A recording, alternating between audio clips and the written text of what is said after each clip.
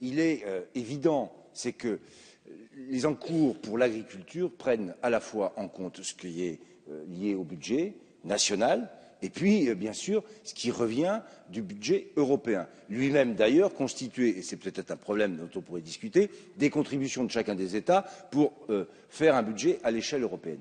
Donc, l'encours de 9,1 milliards, qui est aujourd'hui celui à la disposition de la France, premier et deuxième pilier, mais surtout deuxième pilier, puisque la négociation qui a été menée par le président de la République a fait augmenter le deuxième pilier, nous permet, à partir de là, d'avoir des choix budgétaires pour ce qui est du budget national, qui anticipent ces retours et qui ajustent les aides aux agriculteurs entre ce qui est du budget européen et ce qui est du budget national. C'est ce qu'avait expliqué M. Amédée de Courson la dernière fois lors de la Commission. Quand vous augmentez le cofinancement de l'Europe, vous pouvez baisser le financement du budget national.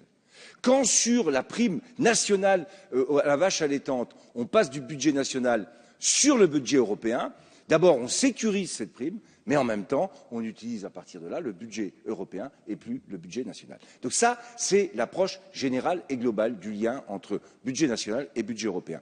Deuxième élément, les grandes orientations, elles sont fixées aussi à l'échelle européenne sur la question de l'environnement, avec ce qu'on appelle le verdissement de la politique agricole commune sur le premier pilier, et elles sont engagées aussi sur le deuxième pilier, avec les moyens supplémentaires que nous avons, avec le projet global d'agroécologie et de MAE système qui se mettront en place. C'est tout l'enjeu de la manière dont on va faire aborder cette transition à l'agriculture en assurant à notre agriculture à la fois sa diversité et surtout sa capacité à valoriser tous ses potentiels. C'est ça qui est l'engagement derrière cette discussion budgétaire ici et à l'échelle européenne au niveau de la PAC pour donner tous les moyens et tous les soutiens nécessaires aux agriculteurs pour avoir cette agriculture sur tout le territoire, diversifiée et en même temps qui prend le virage de l'agroécologie, c'est-à-dire, comme je le dis souvent, de la double performance, performance économique et performance écologique.